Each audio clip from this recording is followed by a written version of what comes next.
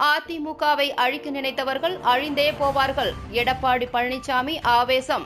கட்சியை அழிக்க நினைத்தவருக்கு நடந்த கதிதான் மற்றவர்களுக்கும் எச்சரிக்கை விடுத்த எடப்பாடி பழனிசாமி. நாடாளுமன்ற தேர்தல் தேதி அறிவிக்கப்பட்டதிலிருந்து தமிழகத்தில் அதிமுக, திமுக, பாரதிய ஜனதா கட்சி, நாம் தமிழர் கட்சி என 4 கட்சிகளும் வேட்பாளர்களை அறிவித்து தீவிர வாக்கு சேகரிப்பில் ஈடுபட்டு வருகின்றன. அதிமுக மற்றும் தேமுதிக கூட்டணி அமைத்து போட்டியிடும் நிலையில் கூட்டணி கட்சி வேட்பாளர்களை ஆதரித்து அதிமுகவின் பொதுச் செயலாளரும் முன்னாள் முதலமைச்சரும் எதிர்க்கட்சித் தலைவருமான எடப்பாடி பழனிசாமியும் தேமுதிகவின் பொதுச் செயலாளர் பிரேமலதா விஜயகாந்தும் தீவிர வாக்கு சேகரிப்பில் ஈடுபட்டு வருகின்றனர். அதன் ஒரு பகுதியாக திருப்பூர் நாடாளுமன்ற தொகுதியில் அதிமுக வேட்பாளராக பி. அருணாச்சலம் அறிவிக்கப்பட்டுள்ளார். திருப்பூர் நாடாளுமன்ற தொகுதியில் பவானி சட்டமன்ற தொகுதிக்குட்பட்ட கவுந்தபாடியில் அதிமுக வேட்பாளர் அருணாச்சலத்திற்கு ஆதரவாக எடப்பாடி பழனிசாமி தேர்தல் பிரச்சாரத்தில் ஈடுபட்டார். முன்னாள் அமைச்சரும் பவானி சட்டமன்ற உறுப்பினருமான கே.சி. கருப்பணன் தலைமையில் நடைபெற்ற பொதுக்கூட்டத்தில் முன்னாள் அமைச்சரும் கோபி சட்டமன்ற உறுப்பினருமான கே.ஏ. செங்கோட்டையன் வரவேற்பு உரையாற்றினார்.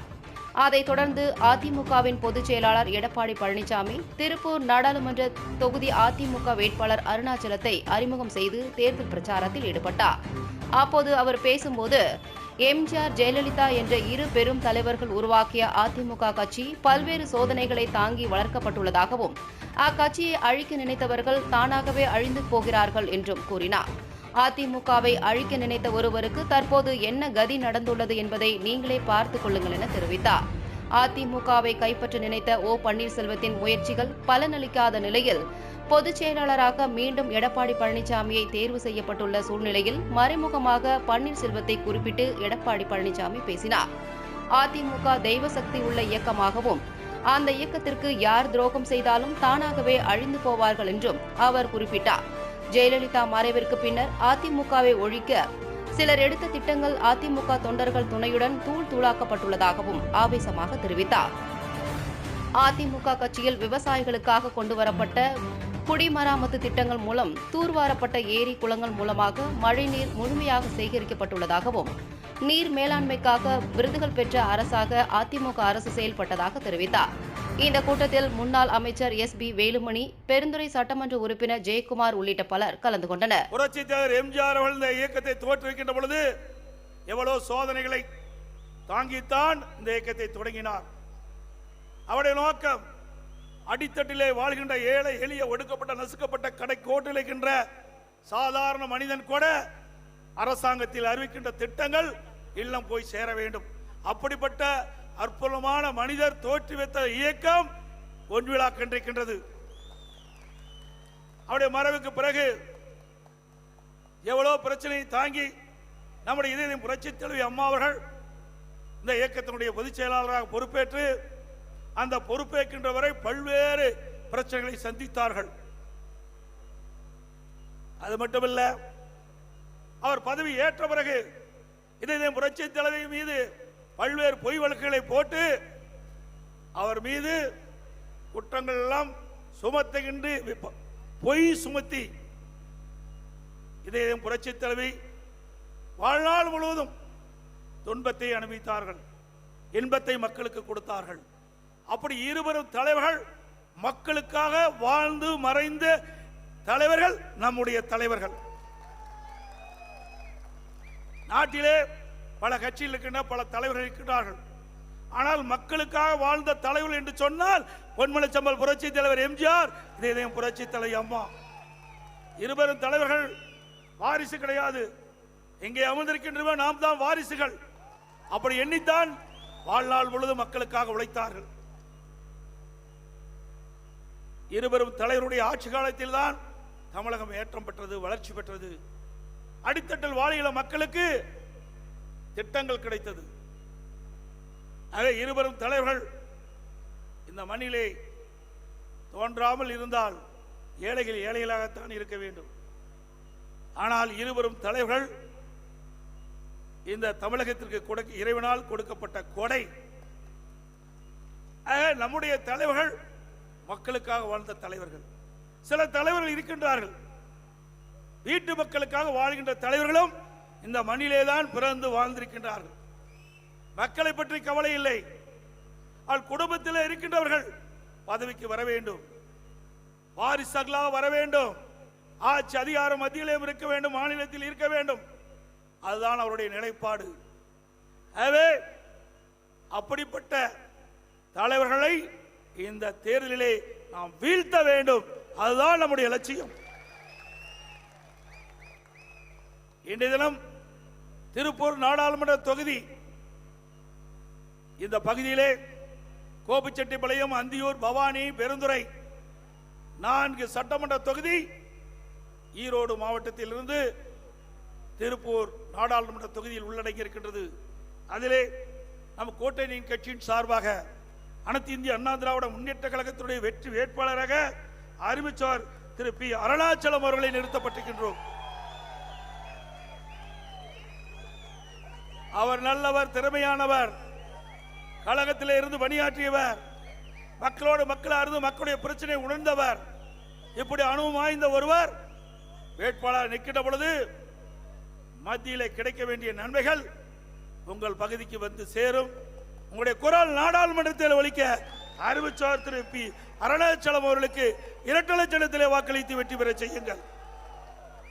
நம்முடைய சின்னம் புரட்சி தலைவர் எம்ஜிஆருடைய சின்னம், மாண்பு அம்மாவின் சின்னம்.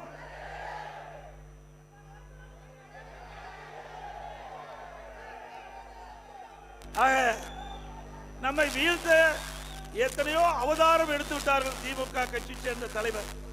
ஒன்றல்ல 2 பல அவதாரத்தை எடுத்து அத்தனை அவதாரத்தையும் உங்கள் துணையோடு தவிடுபடியாக்கிய கட்சி அண்ணா திமுக கட்சி. அம்மா மறைவுக்கு பிறகு எவ்வளவு பிரச்சனை என்பது உங்களுக்கு நன்றாக தெரியும். இந்த இயக்கத்தை அழிக்க இன்றைக்கு இருக்கின்ற முதலமைச்சர் திரு ஸ்டாலின் போட்ட திட்டம் அத்தனையும் உங்கள் துணையோடு தூளாக்கப்பட்டது. இங்கே மேடையிலே வீட்டுகின்ற அண்ணன் கே. எஸ். செங்கோட்டையன் அவர்கள், திரு வேலுமணி அவர்கள், திரு கே. சி. கருப்பணன் அவர்கள், இப்படி நாங்கள்லாம் அப்பொழுது அவரெல்லாம் அமைச்சராக இருந்தார்கள். நான் முதலமைச்சராக இருந்தேன். அந்த காலகட்டத்திலே சட்டமன்றத்திலே பெரும்பான்மையை நிரூபிக்கப்பட வேண்டும். மேதக ஆளுநர் உத்தரவின் பேரிலே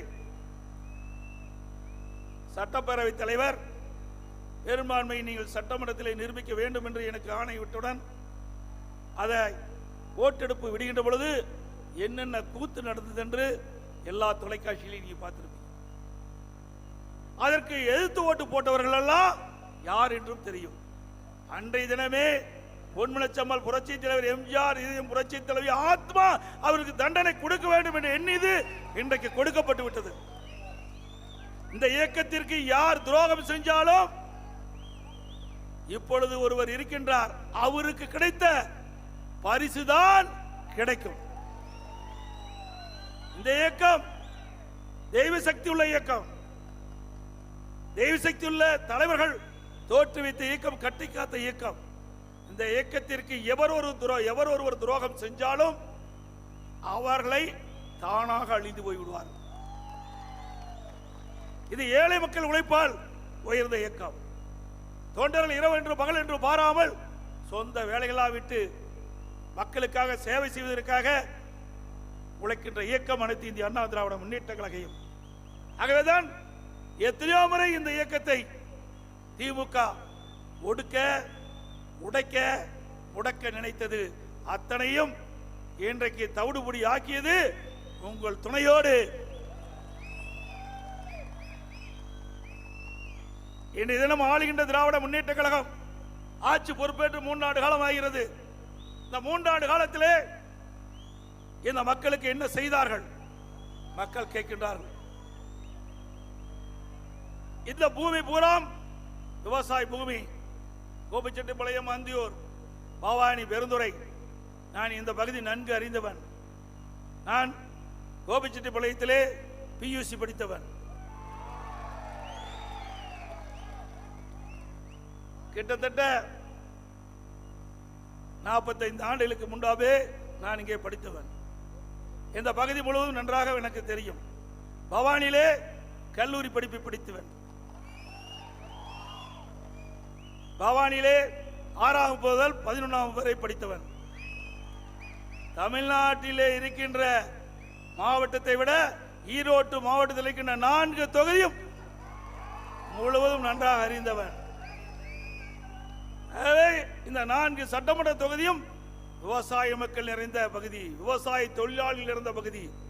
ஆக இந்த வேளாண் பெருமக்களுக்கு அனைத்து இந்திய அண்ணா திராவிட முன்னேற்ற கழக அரசு என்னென்ன திட்டங்களை கொண்டு வந்தால் இவர்கள் ஏற்ற பெறுவார்கள், இவர்கள் நன்மை பெறுவார்கள்.